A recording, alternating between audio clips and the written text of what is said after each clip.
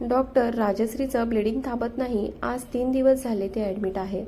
Doctor म्हणाले, आता काय करायचं? आम्ही आमच्या पद्धतीने सर्व प्रयत्न करत आहोत, पण आता सगळं परमेश्वरावर सोपवावं लागेल. डॉक्टर असं म्हणून अजून एका इमर्जन्सी केससाठी घाईने निघून गेले. मग पंडितजी स्वतःशीच बोलताना म्हणाले, अरे, मी हे काय करून बसलो? मी कोणाचं ना कोणाचं तरी भलं व्हावं म्हणून हे करत होतो. एका चांगल्या कामासाठी 121 दिवस राजश्रीला मंदिरामध्ये ठेवून घेतलं होतं, तर तिने कुठे तोंड काळं केले काय माहिती. मंदिरासारख्या पवित्र ठिकाणी तिने तोंड काळं केलं. अरे, हे पूर्ण घोर पाप आहे. मला 2 मुलीच होत्या. एक मुलगी 20 वर्षांची होती आणि दुसरी नुकतीच वयात आली होती. माझ्या दोन्हीही मुली खूप छान दिसत होत्या, पण मला दोन्ही मुलीच होत्या, त्याच्यामुळे माझ्या घरातले खुश नव्हते. माझी सासू आणि माझा नवरा खूप नाराज होते. माझा खूप छळ करत होते. माझ्या मुलींना खूप चुकीची वागणूक देत होते. दुसरी मुलगी 14 वर्षांची होती. तोपर्यंत माझा गर्भपात किती वेळा करण्यात आला होता हे आता मला सांगता येणार नाही. त्यामुळे माझं शरीर आता जास्त प्रतिसाद देत नव्हतं. पण नवऱ्याला मुलगाच हवा होता. त्याच्याकडे संपत्ती खूप होती, त्यामुळे त्याला वंश हवा होता. त्यामुळे तो रोज रात्री माझ्यावर अत्याचार करत होता. माझ्या दोघी मुली मला रोज सकाळी उठल्यावर एकच प्रश्न विचारत होत्या की आई, तू सारखं सारखं डोक्यावरून पाणी का घेते? अशाने आजारी पडशील. माझ्या छोट्या मुलीने एक दिवस मला विचारलं की आई, बाबा तुझ्यावर का ओरडतात? आणि त्याआधी तुमच्या रूममधून रडल्याचा आवाज का येतो? बाबांशी भांडण होतं का तुझं रोज? पण मी तिला काय उत्तर देणार? मी डोळ्यातील पाणी डोळ्यात साठवून त्यांना जवळ घेऊन फक्त रडत होते. खूप प्रयत्न केले तरी मला मुलगा होत नव्हता आणि माझ्या मुली आता वयात आल्या होत्या. एक दिवस माझ्या सासूबाईंनी मला कोणत्या तरी देवीचा प्रसाद खायला दिला आणि मला म्हणाल्या, यावेळी तुला नक्की मुलगाच होणार. त्या यावेळी खूप आनंदी वाटत होत्या, पण मी जास्त लक्ष दिलं नाही आणि त्याच्या आनंदामध्ये आनंद मानला. माझी मोठी मुलगी 20 वर्षांची असताना मी अजून एकदा प्रेग्नेंट राहिले. त्यामुळे ती माझी काळजी घेत होती, कारण तिला थोडी समज आली होती. पण या वयात मी मुलींचं बाळंतपण करायला पाहिजे, पण माझ्या मुलीच माझं बाळंतपण करत होत्या. असेच 9 महिने गेले आणि काय चमत्कार, माझ्या सासूबाई जे बोलल्या होत्या तेच खरं झालं. कारण खरंच मी एका गोंडस मुलाला जन्म दिला होता. मी खूप विचारात पडले की एवढी वर्ष झाली मुलगा झाला नाही, पण सासूबाईंनी असं काय खायला दिलं म्हणून मला मुलगा झाला? मला काहीच समजत नव्हतं. पण त्या तान्ह्या बाळाकडे बघून मी सगळी दुःख विसरून गेले, कारण कितीतरी दिवसांनी आमच्या घरात ते आलं होतं. मला त्या आनंदावर पाणी नव्हतं टाकायचं. नंतर काही दिवसांनी मी हे सगळं डोक्यातले विचार काढून टाकले. माझ्या दोघी मुली त्यांच्या लहान भावासोबत खूप आनंदी होत्या. माझ्या लहान मुलीला, जयश्रीला, त्याला घ्यायला येत नव्हतं, तरी ती हट्ट करायची. असे आमचे खूप आनंदात दिवस चालले होते. पण देव फार काळ सुख देत नाही तेच खरं. जसं की आमच्या घराला कोणाची तरी नजरच लागली. एक दिवस माझ्या सासूबाई आणि माझ्या नवऱ्याने माझ्या 2 मुलींना एका पंडिताकडे घेऊन गेले. तिथे गेल्यानंतर त्या पंडिताने काय काय मंत्र बोलला आणि माझ्या सासूबाईंना म्हणाले, सावित्रीताई, तुमच्या नातवावर आता कोणतेही संकट येणार नाही आणि तुम्ही या संकटातून आता मुक्त झाला आहात. देवाचीच कृपा मानावी लागेल. आता तुम्ही बिनधास्त घरी जाऊ शकता. असे ते पंडित बोलल्यावर माझ्या सासूबाईंनी त्यांना काही दक्षिणा दिली आणि आम्ही घरी निघालो. तेवढ्यात सासूबाई म्हणाल्या, सुनबाई, तुम्ही सगळे जा घरी, माझं थोडं काम आहे. मी आणि राजश्री येतो थोड्या वेळाने. माझ्या सासूबाईंच्या डोक्यामध्ये काय चालू होतं याचा मला थोडाही अंदाज नव्हता.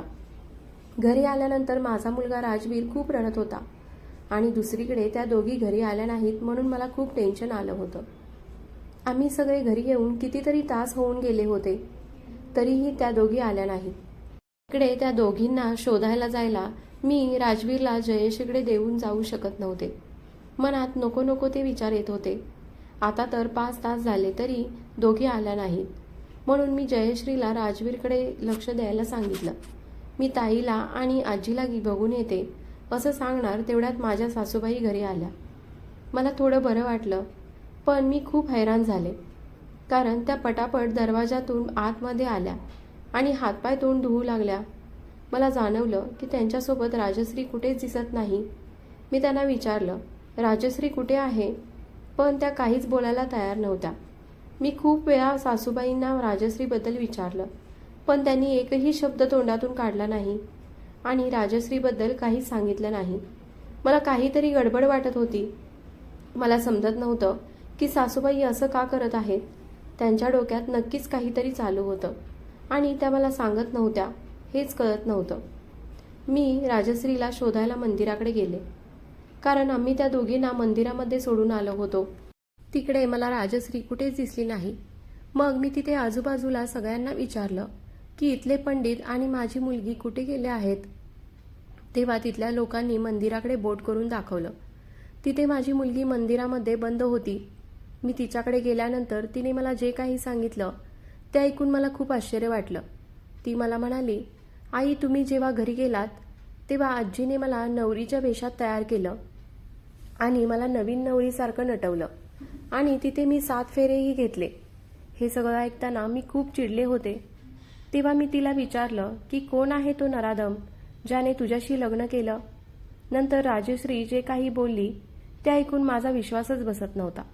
ती म्हणाली की आई, पण नवरदेव नव्हता, मी एकटीनेच 7 फेरे घेतले आणि आजी मला इथे सोडून गेली. राजश्री हे सांगताना खूप घाबरली होती आणि खूप रडतही होती.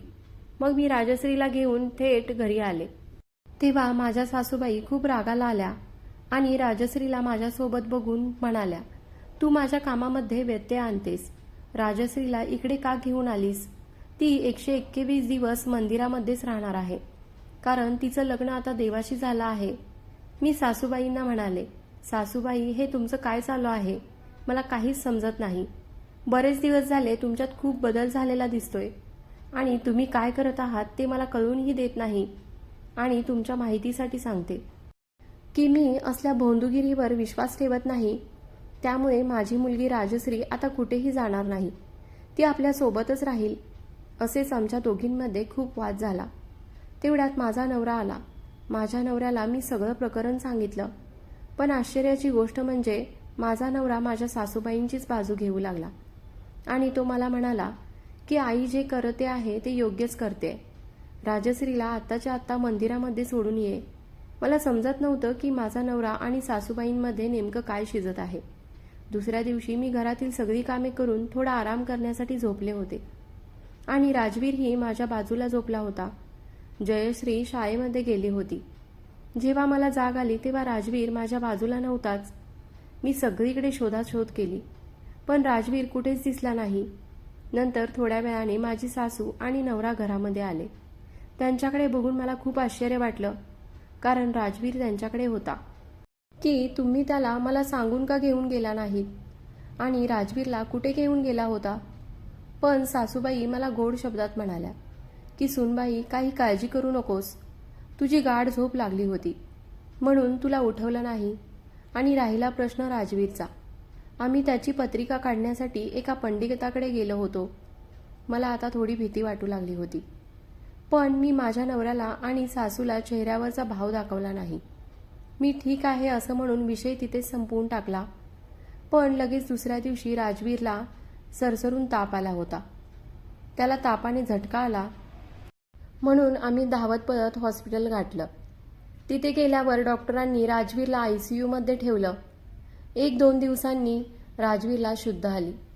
मी हॉस्पिटलमध्येच होते. तेव्हा राजश्री ही माझ्यासोबतच होती, पण ती अचानक कुठे गायब झाली मला काही समजलं नाही. मला वाटलं ती घरी गेली असेल. मग राजवीरला डिस्चार्ज मिळाल्यावर मी घरी आले आणि राजश्रीला बोलवू लागले, तर राजश्री घरी आली नव्हती. मी जयश्रीला विचारलं की राजश्री कुठे आहे? तेव्हा जयश्री म्हणाली की राजश्री तर आई तुझ्यासोबतच होती, घरी तर ती आलीच नाही. राजश्री असे का करत होती हे मला आता कळून चुकलं होतं. नंतर मी सासूबाईंकडे रागाने बघितलं आणि राजश्रीला घेण्यासाठी थेट मंदिराकडे गेले. तिथे राजश्री मंदिराची भांडी घासत होती. मला तिच्याकडे बघून खूप वाईट वाटलं. असेच 2 आठवडे झाले. मी राजश्रीला भेटायला रोज मंदिरामध्ये जात होते आणि तिला म्हणत होते की हे सगळं चुकीचं आहे. मी तुला काहीही होऊ देणार नाही. प्लीज तू घरी चल. मी तुला घ्यायला आले आहे. पण तेव्हा राजश्री मला म्हणाली की आई, मी यावेळेस अजिबात तुझ्यासोबत येणार नाही, कारण मी जर आले तर आपल्या राजवीरला इजा होऊ शकते. तो आपल्यापासून दूर जाऊ शकतो. आणि हे ऐकून मला खूप आश्चर्य वाटलं. ती म्हणाली, मी इथे आहे म्हणून आपला राजवीर आपल्यासोबत आहे. राजश्रीने हट्टच धरला होता की मी 121 दिवस इथेच राहणार. मी काहीच करू शकत नव्हते. नंतर 2-3 आठवडे झाल्यानंतर जे काही झालं ते राजश्रीसोबत खूप वाईट झालं होतं. 3 आठवड्यानंतर राजश्री हॉस्पिटलमध्ये ॲडमिट आहे असं समजलं. मी तिला बघण्यासाठी हॉस्पिटलमध्ये गेले तेव्हा ती खूप विचित्र अवस्थेत पाहायला भेटली. तिला डॉक्टरांनी ICUमध्ये ठेवलं होतं. मी डॉक्टरांना ॲडमिट होण्याची कारणं विचारली तेव्हा डॉक्टर म्हणाले की मॅडम, तुमच्या मुलीचे ब्लिडिंग थांबत नाही. बहुतेक तिच्यासोबत रोज कोणीतरी अत्याचार करत होता, त्यामुळेच तिचं ब्लिडिंगही थांबत नाही. आता काहीही करू शकत नाही. शेवटी सगळं देवावर अवलंबून आहे. राजश्रीला शुद्ध आली तेव्हा राजश्रीला विचारलं की राजश्री, तुझ्यासोबत हे कोणी केलं? त्याचं नाव फक्त सांग. कोण आहे तो जो तुझ्याशी वाईट कृत्य करत होता? तेव्हा तिने मला सांगायला सुरुवात केली की आई, जेव्हा राजवीर हॉस्पिटलमध्ये ॲडमिट होता तेव्हा आजी मला म्हणाली की तू मंदिरामधून माघारी आलीस म्हणून राजवीरवर ही वेळ आली आहे. आणि जेव्हा तू मंदिरामध्ये जाण्याचा निर्णय घेतलास तेव्हा राजवीरची तब्येत बरी झाली. आता तरी तुला पटतं का की तुला मंदिरांमध्ये राहणं किती गरजेचं आहे? हे आजीने मला सांगितलं म्हणून मी मंदिरामध्येच पुन्हा राहायला गेले. आणि तिथे गेल्यावर माझ्यासोबत जे काही झालं ते मला सांगायलाही खूप लाज वाटते. राजश्री पुढे काही बोलणार तेवढ्यात तिचा जीव गेला. त्यामुळे तिच्यासोबत असं कोणी केलं हे कळालंच नाही. काही दिवसांनी माझ्या सासूबाई म्हणाल्या की राजश्रीच्या ऐवजी आता जयश्री जाईल. पण मला समजत नव्हतं की सासूबाई माझ्या मुलींसोबत नक्की काय करत आहेत. मला हे जाणून घ्यायचं होतं. म्हणून मी त्या रात्री जयश्रीला खूप समजावून सांगितलं. जयश्री खूप लहान होती. ती माझ्याशिवाय राहतच नव्हती. ती जायला अजिबात तयार नव्हती. जयश्री मला म्हणाली, आई प्लीज, दीदीसोबत जे झालं ते माझ्यासोबत होऊ शकतं. मला तिकडे जायला खूप भीती वाटत आहे. पण मी आता विचार केला होता की हे सगळं थांबवायला हवं आणि सत्य काय आहे ते मला जाणून घ्यायचं होतं. मला शंका होती की माझ्या सासूबाईंचा यामध्ये काहीतरी डाव असणार. म्हणून मी जयश्रीला मंदिरामध्ये जाण्यासाठी तयार केलं. पण तिकडे गेल्यावर राजश्रीसोबत जे केलं तेच जयश्रीसोबत झालं. तिचेही लग्न एका देवासोबत लावून दिलं आणि माझ्या सासूबाई तिथेच होत्या. पण जयश्रीचं लग्न ज्या दिवशी झालं त्या दिवशी जे समोर आलं ते बघून सर्वांच्याच पायाखालची जमीन सरकली. कारण जयश्रीच्या रूममध्ये तो पंडित गेला होता आणि तो जयश्रीला कसलं तरी दूध प्यायला देत होता. पण त्याला काही माहीत नव्हतं की घुंगटखाली जयश्री नाही तर मी होते. तो दूध जयश्रीला प्यायला देण्यासाठी जयश्रीच्या खूप जवळ येऊन बसला आणि त्याने जयश्रीच्या खांद्यावर हात टाकला. तेवढ्यात मी माझ्या डोक्यावरची ओढणी काढली तेव्हा पंडितचा चेहरा बघण्यासारखा झाला होता. त्याच्या पायाखालची जमीनच सरकली होती. तो मला म्हणाला, तू इथे आहेस तर जयश्री कुठे आहे? आणि तू तुझ्या राजवीरसाठी बोललेल्या नवसामध्ये व्यत्यय आणत आहेस. हे तुझ्या राजवीरसाठी अजिबात चांगलं नाही. तेव्हा मी त्या पंडिताला म्हणाले की तू थोर पंडित आहेस, तर तू कुवारी मुलींच्या रूममध्ये काय करत आहेस? तेव्हा माझ्या सासूबाई त्या रूममध्ये आल्या. त्यांच्यासोबत माझा नवराही होता. त्यांना आता कळून चुकलं होतं की हा पंडित खूप दृष्ट आहे आणि त्यानेच आपल्या राजश्रीसोबत चुकीचं करून तिला मारण्याच्या दाढेखाली सोडलं होतं आणि तिला मरण या पंडितमुळेच आलं आहे. हे आता माझ्या सासूबाईंना कळून चुकलं होतं. म्हणून त्याने माझे पाय धरले आणि माझ्याकडे क्षमा मागू लागल्या. त्या मला म्हणाल्या की मी हे सगळं आपल्या राजवीरसाठी करत होते. पण मला काय माहिती की हा पंडित असला घाणेरडा असेल. या पंडितने मला सांगितलं होतं की तुमच्या राजवीरची तुम्हाला सलामती हवी असेल तर राजश्रीला तुम्ही माझ्या ताब्यात सोडून दिले तरच तुमचा मुलगा जिवंत राहील. म्हणून मी राजश्रीला पंडिताकडे सोडून आले होते आणि तिचं लग्न एका देवासोबत लावून दिलं होतं. आणि ती झोपली असताना मी राजवीरला घेऊन त्याच पंडितकडे आले होते. पंडितने मुलाला काहीतरी पाजलं आणि दुसऱ्या दिवशी राजवीरला खूप ताप आला होता.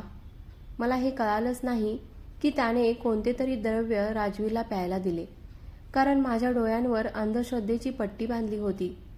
आणि राजश्री जेव्हा आपल्याला सोडून गेली तेव्हा याच पंडितने जयश्रीला देवासोबत लग्न लावून देण्यासाठी सांगितलं.